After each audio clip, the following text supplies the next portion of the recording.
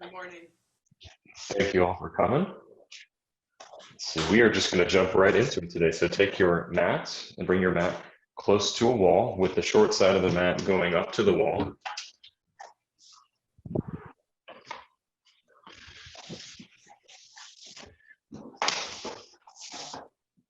Also have nearby 2 bricks. We're not going to use them for the pose immediately, but it will behoove you to have them close so that we can use them for the next pose. We're taking a series of poses, downward facing dog at first, and then different versions of forward extension, Uttanasana, and eventually Padangusthasana, holding the big toe. For Adho Mukha Svanasana, downward facing dog, start on your hands and your knees. Again, your bricks are nearby, but you're not going to need them right now. And you're going to take your fingers to the wall.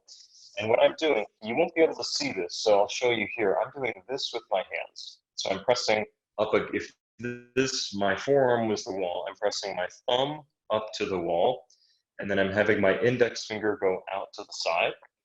My index finger is about where the corner of my mat would be. So I'm taking my hand down, thumbs parallel to each other, index fingers point out to the corners of the mat, and you should align your index finger on the corner of the mat.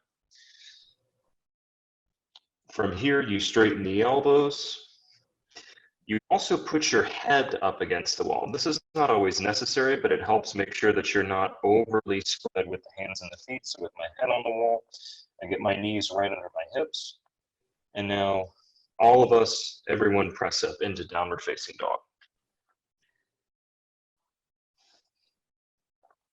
When you press up, push into your thumbs as if you were pressing the baseboard of your wall into the dry wall. So you're pushing the wall away. And that should bring a firmness to the arms. Take the upper arms, particularly the triceps, and press the tricep muscles toward each other. At the same time, you press the thumbs into the wall. And that requires you to turn your hands down toward the thumb side of the hand. Firm the triceps, press down into the thumbs. And with the triceps firm and the triceps and humerus bones moving toward each other, spread the 2 deltoids away from each other. So the top and bottom of your arms, the thumb side of your hand is pressing into the wall. Middle of the arm is pressing toward each other. Top of the arm near the shoulder is pressing away from each other. Make sure that your feet are parallel by seeing that the second toes are parallel to each other. Press your ankles back, your middle shin bones back, your middle thigh bones back. And then from the pressure of the hands into the wall, extend through the arms and use that to take the upper thighs back, right where the front hip creases are. Those front hip creases should go back, and the abdomen you should correlate that to your abdomen growing longer as well.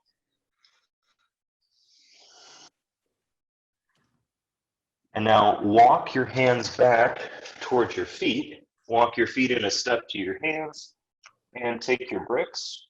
You're in Uttanasana, Ardha Uttanasana, half forward extension. Place the bricks under the shoulders at the tall setting. Reset your feet, shoulder or feet hips width apart, second toes parallel. Seek a flat back here.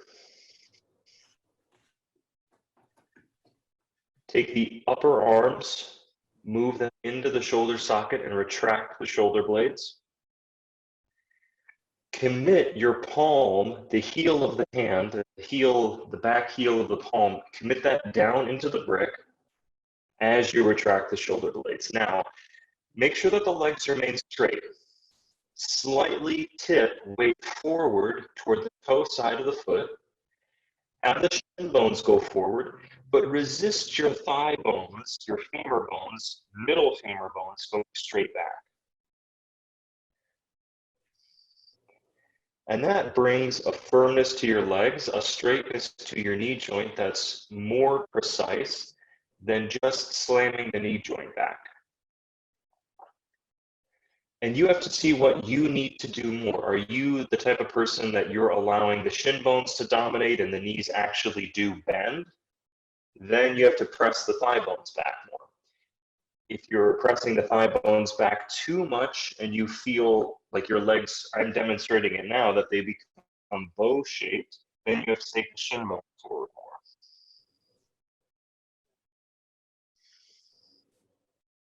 If you chronically think of yourself as I have tight hamstrings, you're probably taking the shin bones forward too much, which means the thigh bones go back.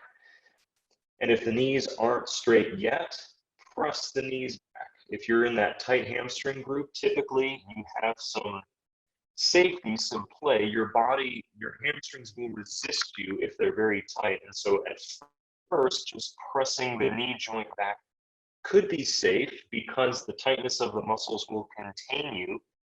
But once you actually do get in the ballpark of straight, then you have to get a little more sophisticated with your actions to keep your knees safe.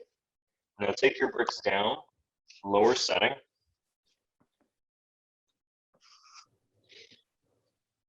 Keep the shoulder blades retracting. Now extend your lower floating ribs away from your legs. So there's a gap for everyone. As long as our back is flat, there's a gap between where we feel our ribs are and our thigh muscles. Take that area, lift your chest, and make that area an inch longer.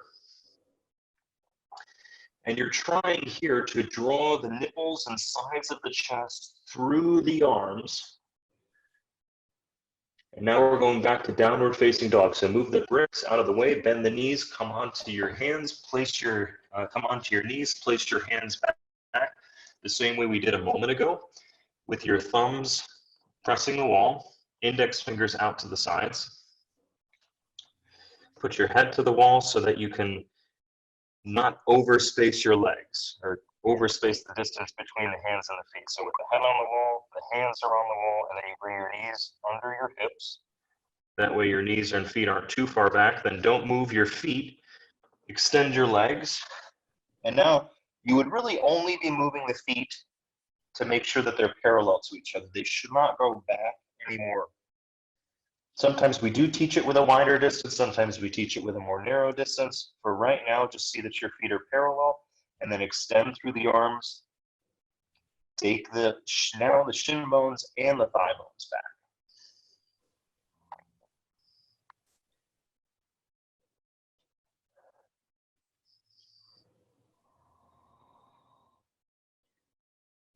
Extend the arms by taking the tricep muscle onto the bone, by pressing the thumb down into the baseboard of the wall or whatever's there, and turning your inner upper shoulders out.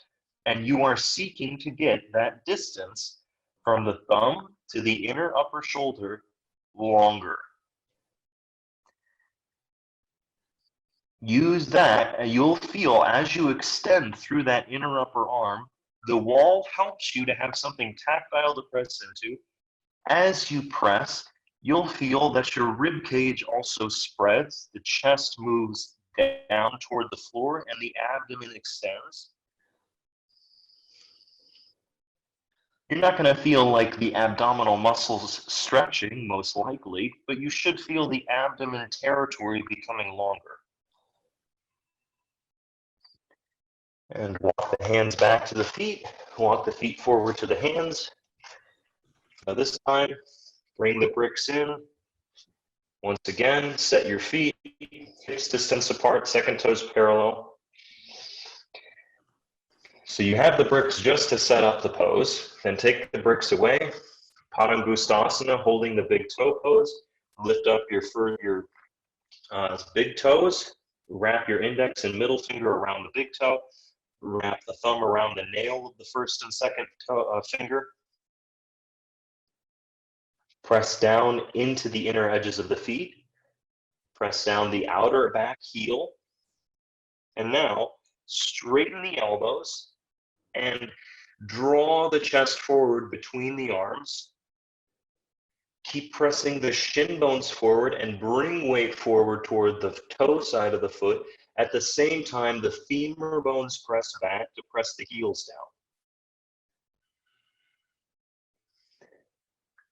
down. Assume that you have an arch in your back going up or a mound in your back. So press the back forward, cut the back ribs into the front plane of the body. And now start to bend your elbows out to the sides and take the sides of your armpits down toward the floor. Crown of the head releases down, but don't force the head between the legs. Rather than forcing the head down, take the sides of the body, the side upper ribs and the side outer armpits straight down. The elbows bend straight out to the sides to do that. So the elbows get wider and wider apart from each other. The ribs and the side wings of the body come straight down. The head releases. Now, once again, straighten the elbows, look forward and attempt to look up. Look up at the ceiling. You're not going to get all the way to looking up at the ceiling, but by attempting to look up at the ceiling and looking up, not just from the neck, but from the chest, from the upper back moving, and you'll feel the back gets even flatter.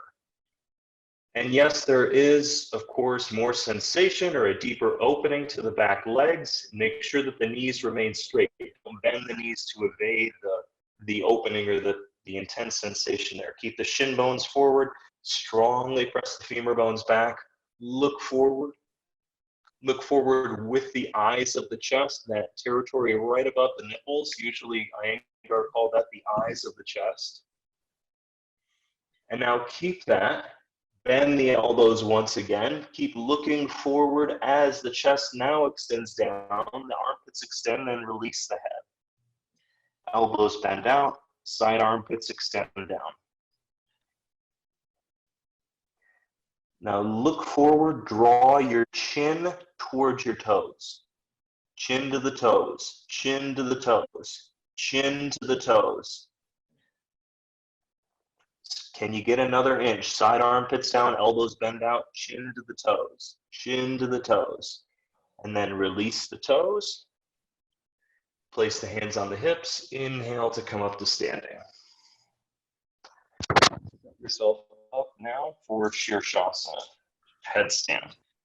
We're just taking a few poses in this practice before headstand. So grab what you would need. If you would use a blanket or if you would use a belt, or not a belt rather, but a folded sticky mat, which is what I'm going to use, or a blanket. If you're using the wall, set up next to the wall.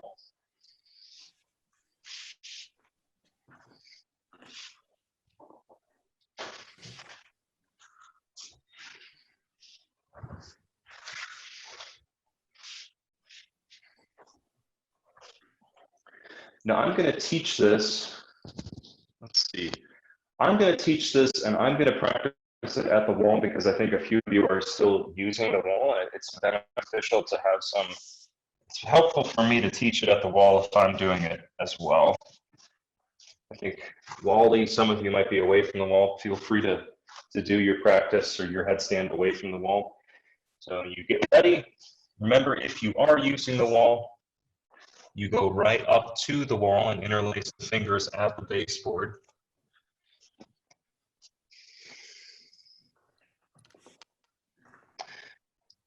See that your elbows at first and throughout the whole pose are shoulder distance apart, so the elbows stack into the shoulders.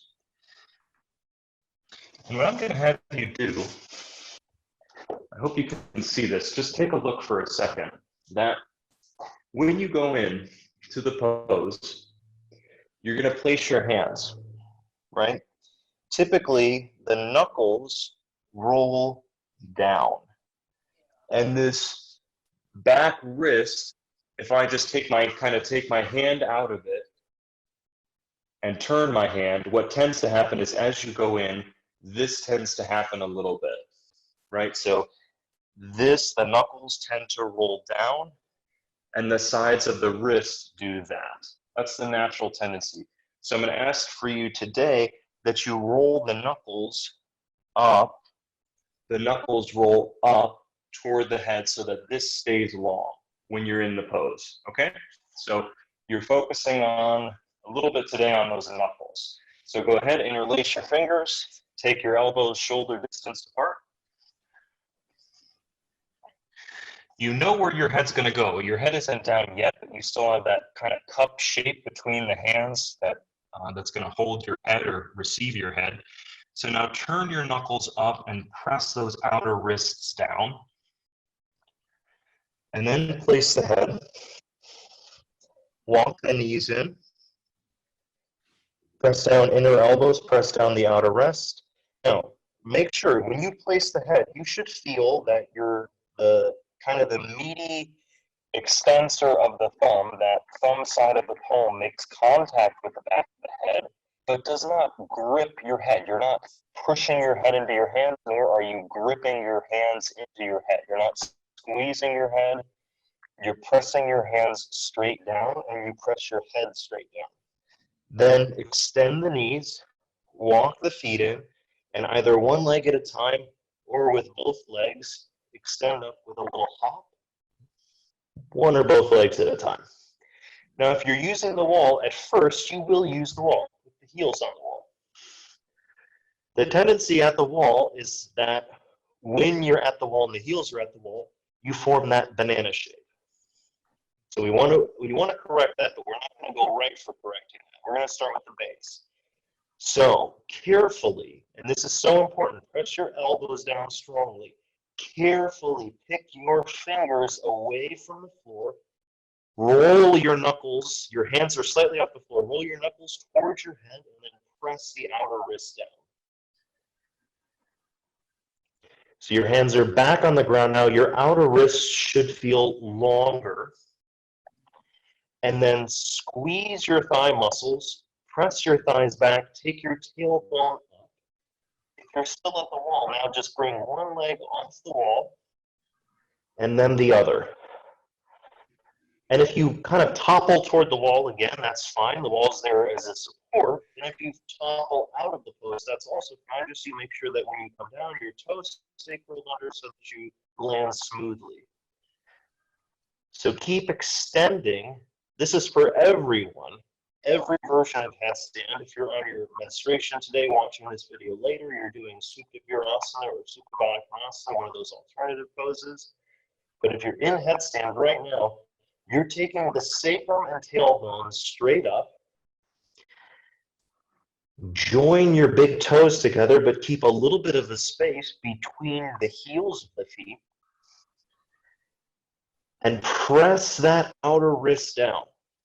Keep pressing down the outer wrist.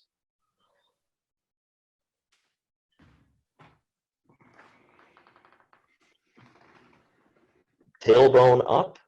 And the tailbone up is not just throwing the pelvis forward. That's very easy to do. Lumbar collapse, throw the pelvis forward, throw the legs back. What we're asking for here is a much different action where the pelvis doesn't actually change its like three-dimensional position in the room. It just rotates in position. So the back pelvis, the back butt, and tailbone go up. And you also extend up through the front pelvis. So you're really just going from your butt poking out to extending the tailbone up and cutting those middle buttock muscles forward. Extend up through the heels. Press the outer wrist down. Keep curling the knuckles up toward the head, but you're not gripping the head. You're just turning the knuckles toward the head to help press the outer wrist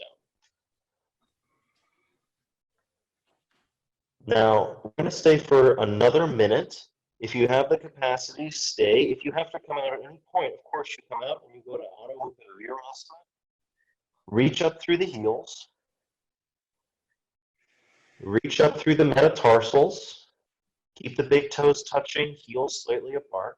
And I'm just cycling once again through the instructions and the actions. So middle butt forward, tailbone up. Attempt to balance away from the wall. And you could just be going one leg at a time. You could be extending one leg and then changing legs if you're getting away from the wall. And now everybody attempt this exit. Keep your legs together. Keep your knees absolutely straight. And now I've changed up some of the instructions on you. We previously said take your shin bones forward, thighs back. Now take your shin bones back. As you extend the legs, start to extend the legs down toward the floor, but resist the top shin bone right near where the knee joint is. Resist that back, and as you release the legs down. And then once you come down, walk your knees back. So hopefully you were able to come down with 2 straight legs. And walk your knees back, extend your arms forward. Adho Mukha Virasana, also known as, sometimes this is called child pose, but it's better to not call it that because it's actually like a different pose in the Iyengar tradition. So you extend neck, extend the arms. Good. And then bring the hands in close to the knees, come up to standing.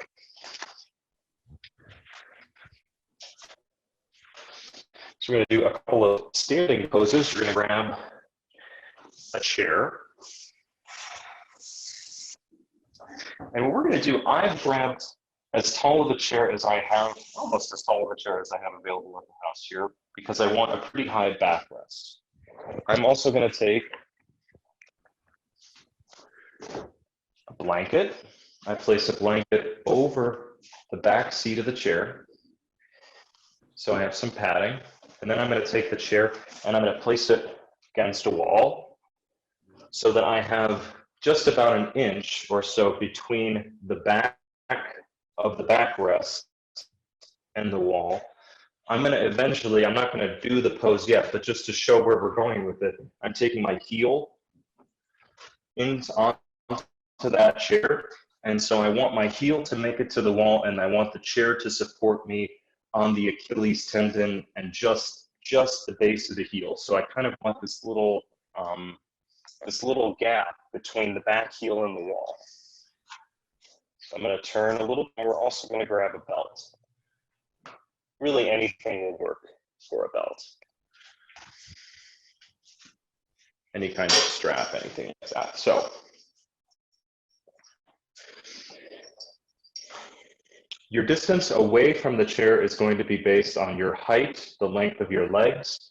So I'm going to preemptively start here, and I want you to just watch for a second that when I extend my leg up, I'm going to bring my right leg onto the chair. I first start with my right foot on the seat. This is just a safety precaution. And then I'm going to use my hand to help keep the leg stable as I extend the leg.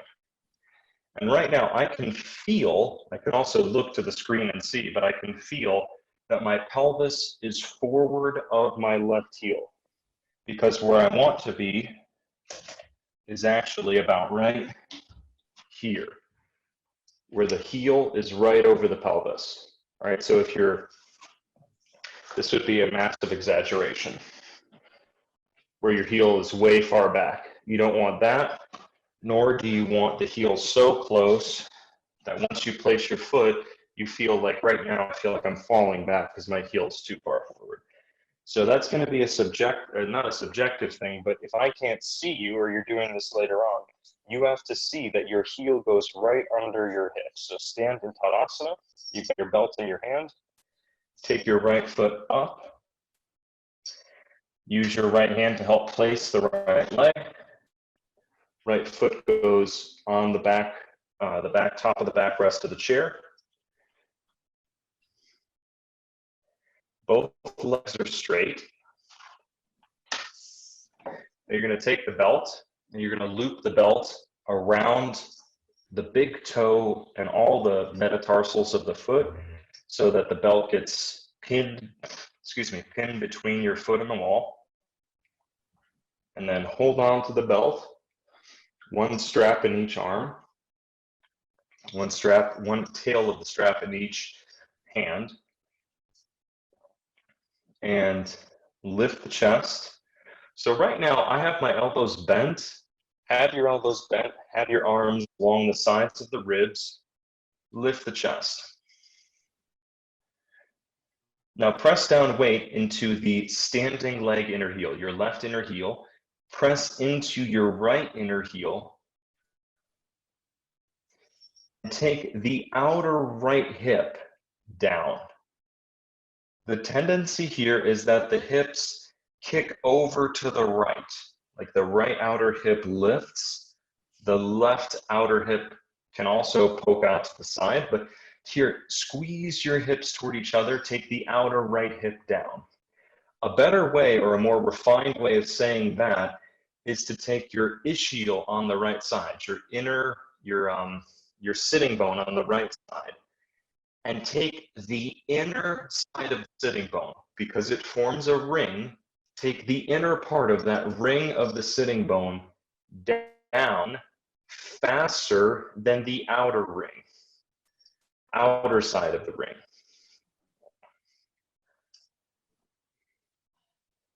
Go ahead and here, remove the strap, bend up the right leg, place the right foot first on the chair, then take the right leg down, Tadasana legs, take the left foot up, place the left foot on the backrest. Here you check your stance, make sure that you're neither too close nor too far, you're just the right distance so that your heel on the right foot is under your right hip. Wrap the strap around the toes, metatarsals.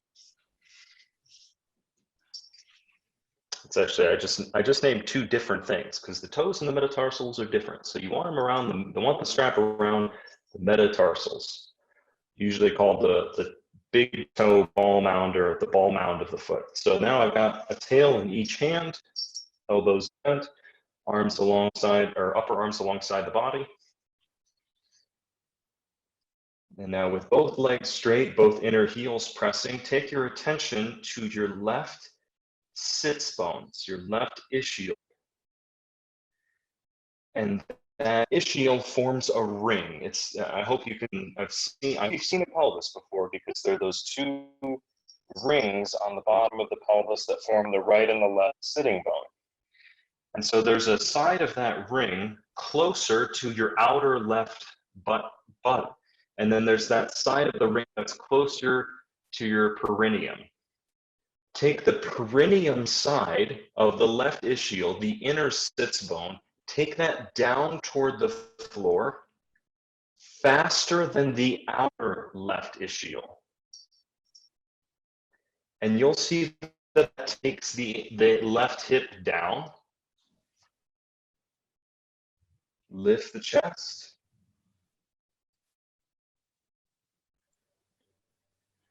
And then remove the strap, bend the knee, place the foot, and come out. So if you're using, you don't need to be using your yoga mat for this. We're going to take, I'm saying that because you can take your yoga mat away if you are. You keep your chair at the wall. So right now I'm just putting my chair against the wall. I had my yoga mat under, but I'm getting it out of the way here. I put my belt on the chair for later on. We will use it again. Now I'm setting up my mat, free of the chair for Utthita Trikonasana, extended triangle. Stand at the middle of the mat in Tadasana with the feet together. I've got my camera turned a little bit, so go ahead and jump the feet that wide distance apart. Jump the feet wide, extend the arms as I fix up my camera here, and then turn the feet to the right. Keep the arms extended. We're not using any brick right now. Today we're going to take the hand down to the ankle. So with the feet turned to the right, extend the arms. Now go to your right ischial, that right ring of the sits bones, and you're going to take that ring of the sitting bone, that inner ring of the right sitting bone, toward the left heel without doing this, without throwing the whole left hip up and out.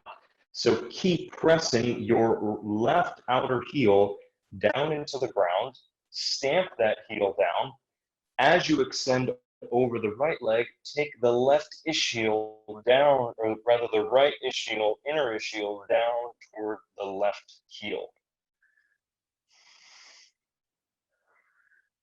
Extend the arms. So we're going to come up into the pose again. So pull your left arm, inhale, we're going to the same side again. Now start to cut your outer right hip, this outer band of the buttock. Press that forward as that inner right ischial goes down toward the left foot. So the hip doesn't poke out to the side at all. Before you even extend into the pose, move that outside buttock in toward the where your chest is facing right now. Keep that, stamp the left heel down as you extend over the right leg. So you have your attention on the ischial and the outer buttock. Ischial going down toward the left heel, outer buttock going forward toward the chest side of the body. Keep that, extend into your right inner heel. Move that butt in more. Outer right butt, move it in, and then extend the ischial, inner ischial, close to the perineum, down toward the left heel. Pull the left arm, inhale to come up. Turn the feet to the left. Now, remember, when you're pulling down this left inner sits bone, the left inner ischial, you have to make sure that there's some resistance to your back leg that prevents your hips from just skewing and shifting out to the side. So keep that outer right leg strong, that heel pressing down. Now take the inner left ischial toward that right heel as you extend over the leg.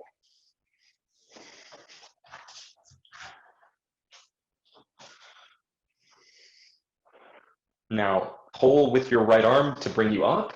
We're going to now focus on that outer ring of the buttock. So take that outer left ring of the buttock, press it forward. One of the kind of the cheeky ways, a cheeky way this was described to me once, is that you want the triangle to be just that, a triangle, a two-dimensional object, not a three-dimensional object. So you don't want this hip to go out as you bring the ischial down. So cut that hip in, stamp the right heel down. Bring your attention, all your attention to that hip as you take the outer hip forward, inner ischial down toward the right heel as you extend over the leg. Reach that right arm up.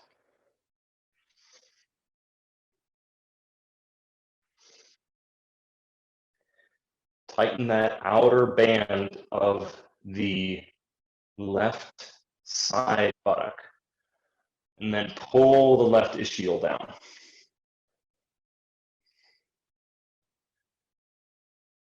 Press the rear heel, inhale to come up, turn the feet parallel, and jump the feet back together. We're going to do the pose one more time. Bring the fingertips together, jump the feet, turn the feet to the right.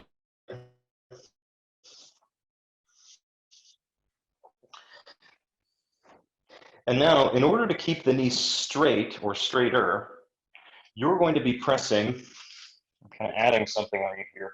You're going to press right here. Let's see if I can show you. Right at this point. This is like the second to third metatarsal area. You want to be pressing that down the whole time. Okay? So extend your arms.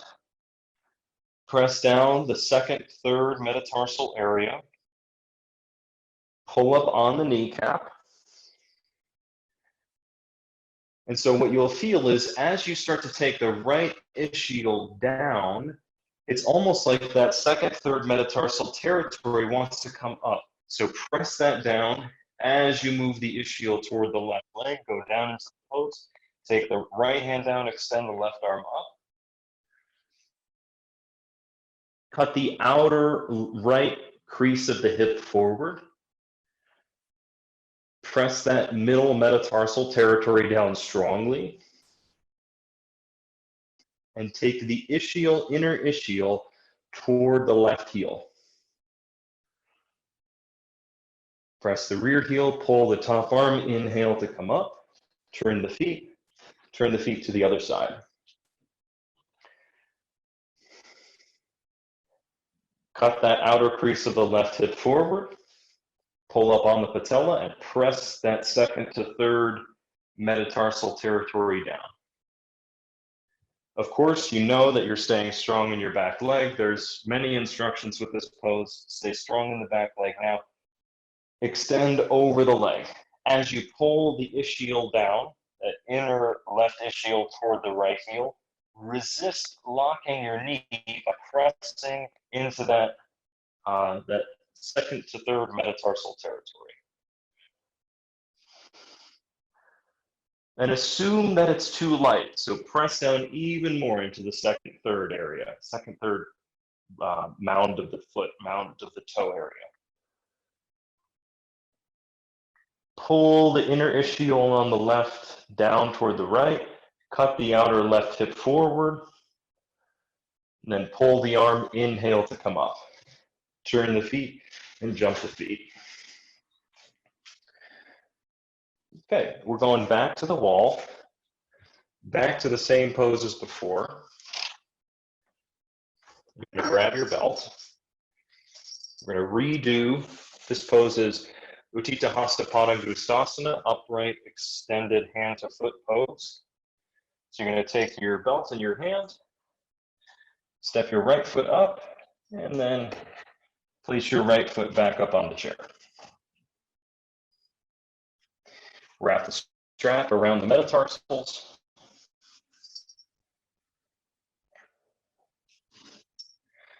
Now push your right metatarsals, especially the second and third, into the strap, into the wall.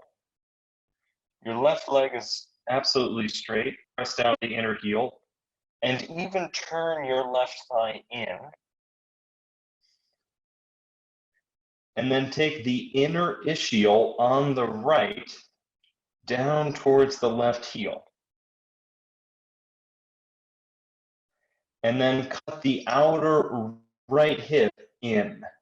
Not that you're shifting your hips, or you don't want to cock the right hip down, left hip up, or you're skewing the hips, but take the inner right ischial down and outer right hip, like you did in the last pose, take it in. And to keep your knee from locking, press that second to third metatarsal territory. So we're going to move into the next pose. From here, you're going to take the strap right and the left side of the strap in the hand. You're going to turn your body, or your strap is being held in the right hand, and you turn your body 90 degrees to the left. So now you're in Parsva Hasta Padangusthasana, or Parsva Utthita Hasta Padangusthasana. So right now I'm facing away from you. You still have your foot pressing into the wall. Now cut the outer right crease of the hip forward. Take the inner ischial, inner sits bone, down toward the right or the left heel, and press that left metatarsal. Press into the instep of the right foot. Press into the second, third metatarsal territory. Lift the chest, chest up, chin up. Press the second to third metatarsal. And then see what's not playing ball for you. Is it that your butt is going out behind you? Like your right butt, is that just flying out? Then that's what you need to work harder on, getting the outer right hip to cut in. Is your right hip up and you feel that your right side lumbar is compressed or congested? Then you got to take the inner right ischial down even more. Everyone has to do all of it, but you have to find for you what is not really working as hard as the other things. So take another moment, cycle through the actions, metatarsal, second, third metatarsal, outer crease of the hip in, inner ischial down toward the left heel, chest up, chin up. And then bend the right knee, bring the right foot to the chair, come off the chair, and then stand facing the chair once again.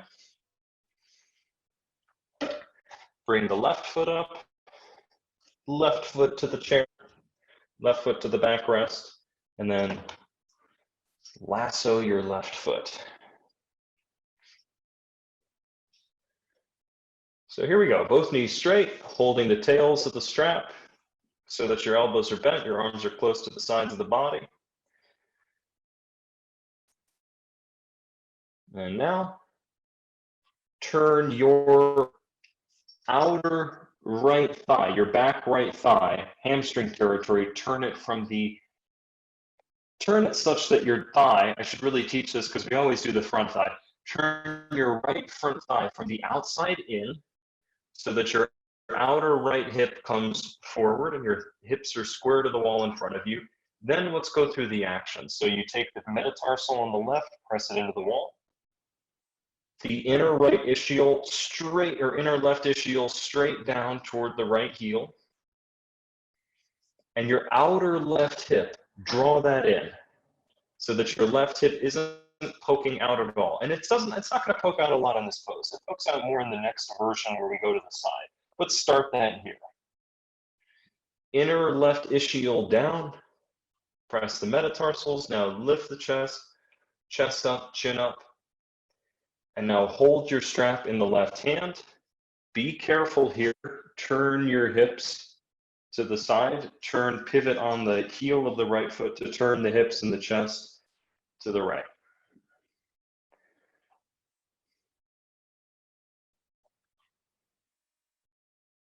Now it's very easy in this pose to lock the knee.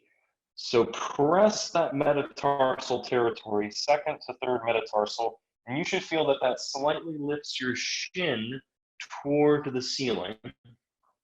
Keep that, move the inner right ischial down, or sorry, inner left ischial.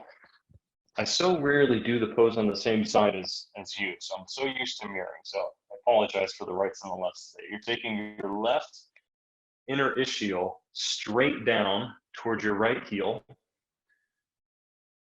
Your right hand's just going on your hip. You could extend it along the side of the body as well. Having it on the hip is good. Right hand on the hip is good to help lift the chest. And then take the outer left buttock forward, like you did in extended triangle.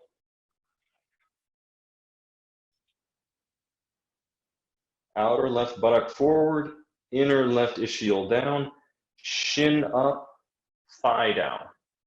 Thigh and ischial down, shin up, metatarsals pressing. Then lift the chest, look up, and take a moment to see what is not playing ball for you. I find for me that it's my outer crease of the left hip is poking out. So I work that stronger. That is a muscular effort that is required there.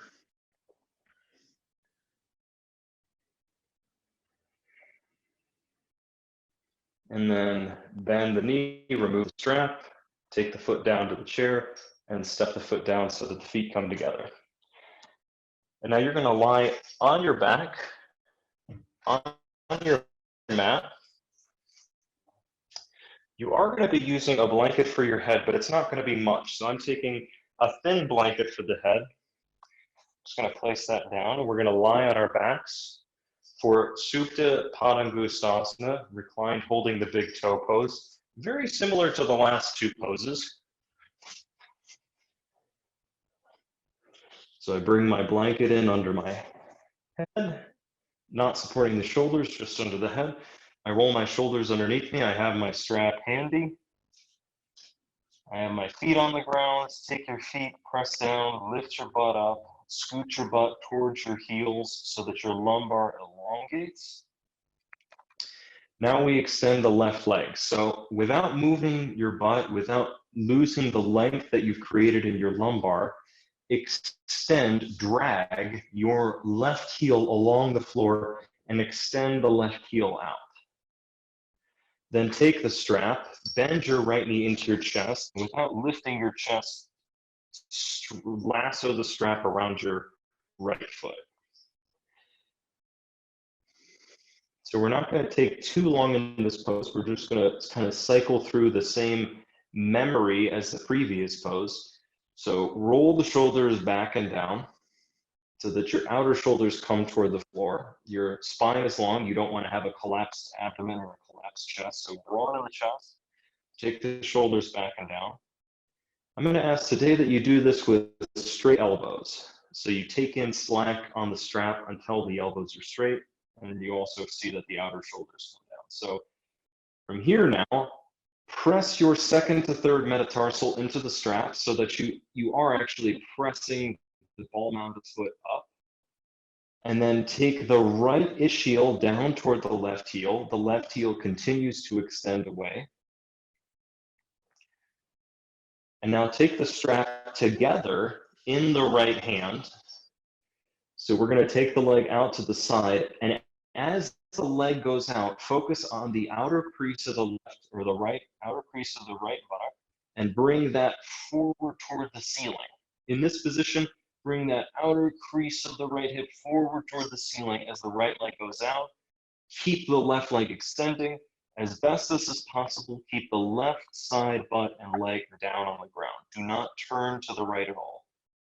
Your left hand will go out to the side about 45 degrees to help you keep turning your abdomen to the left. Outer right crease of the hip toward the ceiling. Right inner ischial toward the left foot. Turn the abdomen and chest to the left. And then inhale to bring the foot back up. Bend your right knee, take the strap away, bend up your left leg, scoot the butt toward the heels. Get the lumbar to elongate, and then drag the right foot along the floor. Bring in your left leg, lasso the foot, and take the leg with the strap. Extend the right heel away if you haven't yet. And now with straight elbows, move the outer corners of the shoulders down toward the floor.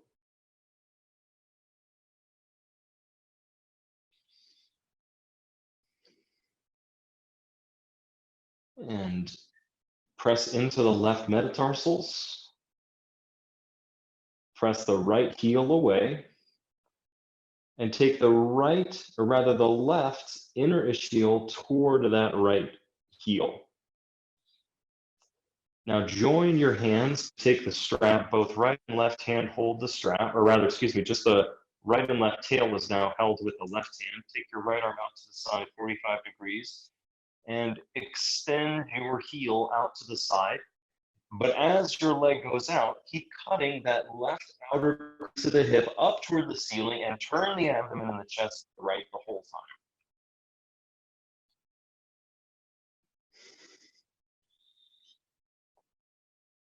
Turn the abdomen and chest to the right, outer left crease of the hip up, and then one last big effort here. Take the left ischial down toward the right heel. Left inner ischial down toward the right heel.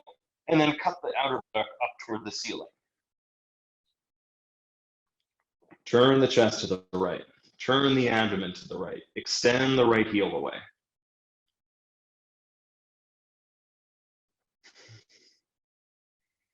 And then inhale, bring the left leg up. Remove the strap. So that's Supta Padangusthasana 1, and then 2 is going out to the side. We're going to do 1, just 1 again, the first version where the leg is straight up. We're going to do it actually with the Padangustha, which means holding the big toe. So if you have to use the strap, that's fine, but try holding the big toe first. So knees bent, feet on the floor, scoot the buttock away so you have a long lumbar. And then roll the shoulders underneath you to get a wide chest. Drag the left heel away. Bend your right knee in towards your chest. Bend the right knee even more in so that it comes in toward the right armpit. And then hook your right index finger and second finger around your big toe. Wrap the thumb around the nail of those two fingers, and then straighten the leg.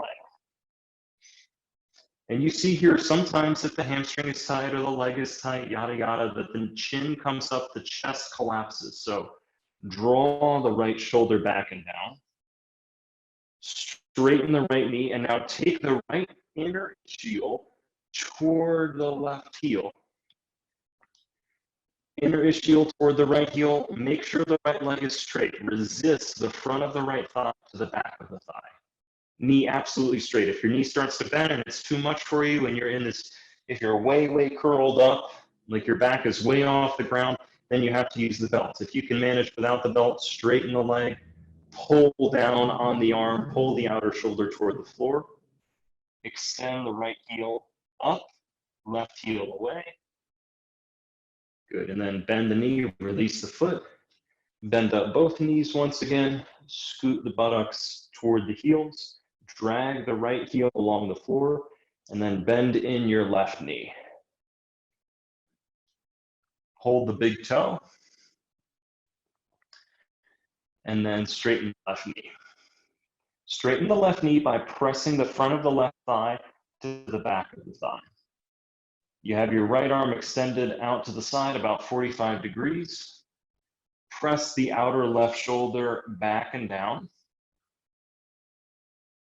And you press that inner left ischial, inner left sitting bone, extend that down toward the right heel.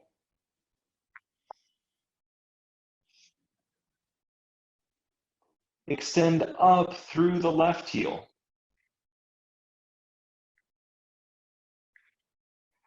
And see, can you draw the foot in towards the face to help bring the outer left shoulder down more solidly onto the ground without bending the left knee? Resist the front of the left thigh back, the left heel up, and then extend the right heel once again.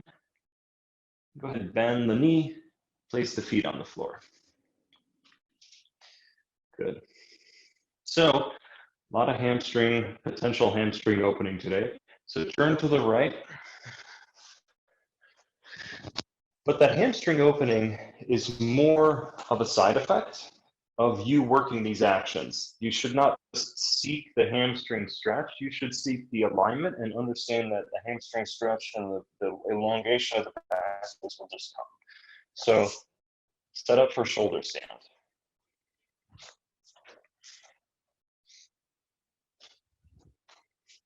Sarvangasana.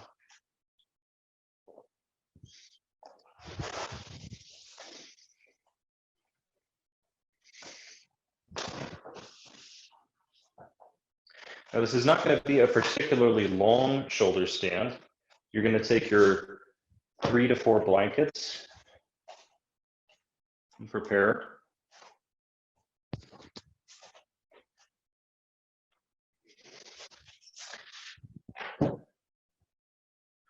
So we're taking 2 variations of shoulder stand today, Ekapada and Parsva Ekapada. So essentially, I'm going to just attempt to describe it to you. What we're doing is we're doing the same 2 feet position as Supta Padangustha, the pose we just did. So one leg is going to stay up in the air, the other leg comes down parallel to the floor. That's the version we're doing today with the foot parallel to the floor. And then after we do that on both sides, we'll do the leg out to the side, like we did in Supta Padangustha 2.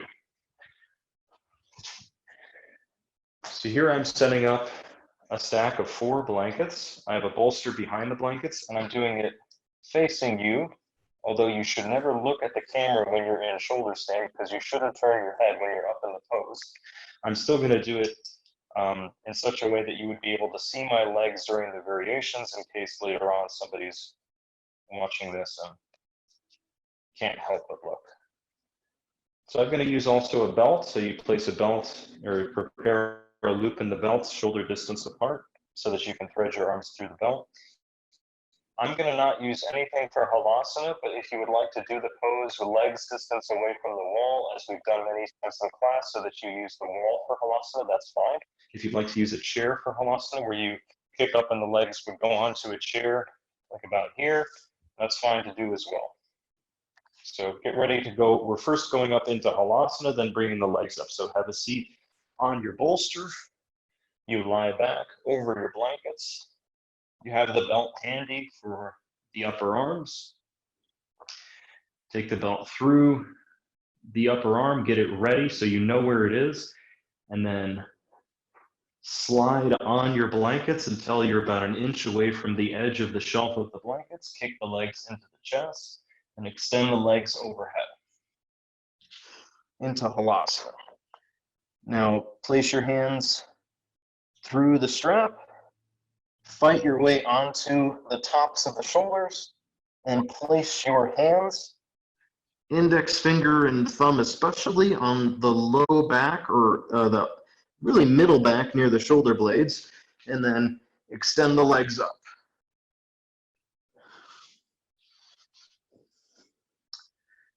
Fight your way onto the top shoulders. Press the outer elbows and outer shoulders down. Extend up through the inner heels. Now, as I said, we're not going to be taking a very long Sarvangasana, a very long shoulder stand today, so I meant it.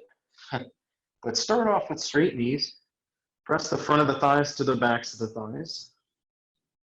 Press your outer elbows and outer shoulders straight down. Press your chest forward so that your back becomes lighter on your hands and your butt moves forward toward the front plane of your body and moves away from the wall that your butt is facing right now. So you're taking the butt forward as the thighs resist back. Your weight, your body weight on your hands should be minimal. So if there is a lot of weight, if you're just dumping your butt down, you have to take the middle buttock forward, press the outer shoulders and outer elbows down strongly, and reach up through the heels. You should be able here to take your hands away from your back if you wanted to. I'm not asking you to do that, but your hands are like ornaments in this pose. So here, reach up through the left heel. For Ekapada, strongly extend through the right heel. Start to bring the right foot down, but resist the front top right thigh up. Take the inner right ischial up toward the left heel as you extend through the right heel and the right foot extends toward the head side of the pose. You're just going for parallel to the floor at first.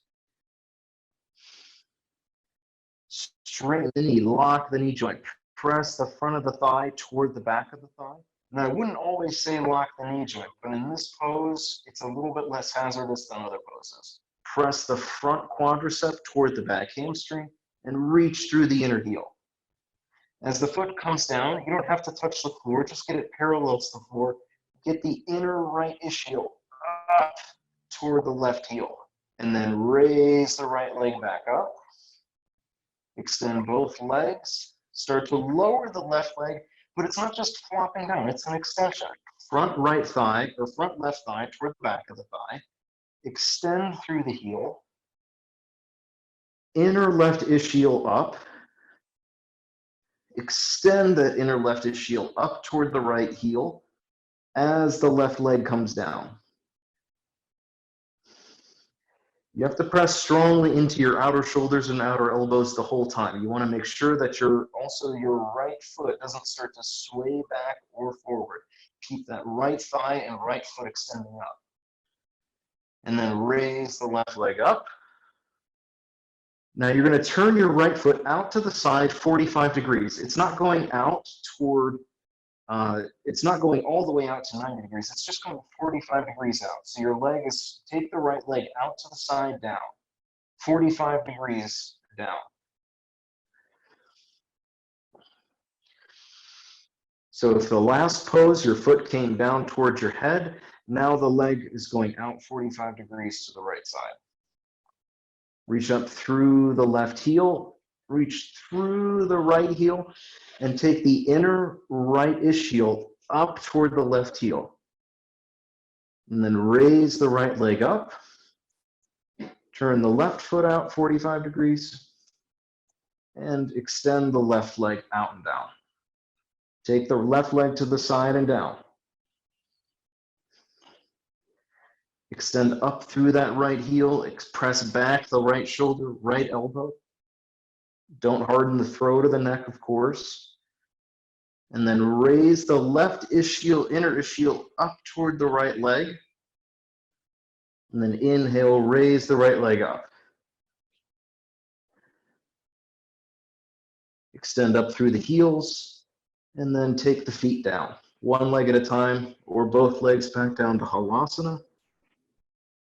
Remove the belt. Extend the arms overhead, bend the knees, roll out of the pose. Keep your head down. Keep the head relaxing over the support. So your neck is well bent here, and just rest the head. Rest the arms out to the sides. Take a moment here, just breathe smoothly, steadily.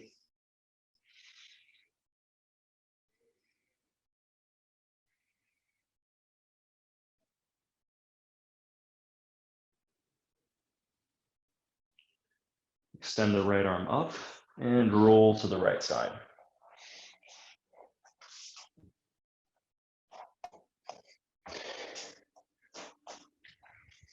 Come on onto your back and open up your sticky mat if you choose to do that. Set up for Shavasana.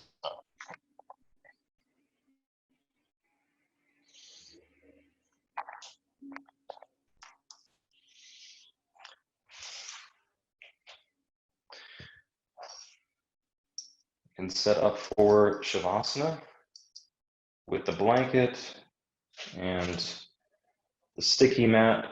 You can use a blanket for behind the head. And I'm sorry to need to leave you so promptly today. I do have an additional appointment after this, a telecall in about 10 minutes, 15 minutes after this. So what I'm going to instruct for you to do is to set up your blanket and lie in Shavasana and give yourself about a dozen breaths or so in Shavasana. And after you've observed the breath for a minute or two, just lie there and do nothing. Again, your instructions in Shavasana are always about the same. It's always essentially let loose and let go everywhere. That's the first instruction. And then the second instruction is to observe the process of letting loose and letting go everywhere. So there's observant relaxation taking place. Take about 2 minutes or so. You don't have to count seconds or anything neurotic like that, but several minutes to observe your body, observe the impact of the practice, and let the body go.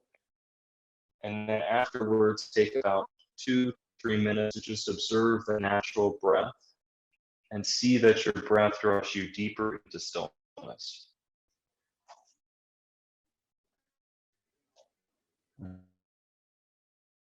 Of course, after that, you'll exit at your own time. So this is where I'll leave you, and I hope you all have a wonder much for coming and being a part of the live class. And later on, have a good Shavasana and be well. We'll see you soon.